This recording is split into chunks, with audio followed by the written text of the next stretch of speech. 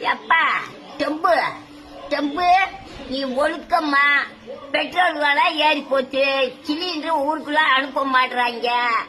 அந்த அந்த பெட்ரோலை வச்சுட்டு அந்த மோட்டர் பைக் ஓடுறவே முடத்தோட கிடைக்க. நீ இந்த வேலையெல்லாம் விட்டு போட்டு நீ நல்ல முறையா சாமிய வாங்கி நல்ல முறையா ஊர்ல பேர் வாங்க. நீ பாருப்பா, இந்த சிலிண்டர் விலையா இடத்துக்கு சிலிண்டர் எதுக்கு நிறுத்துத?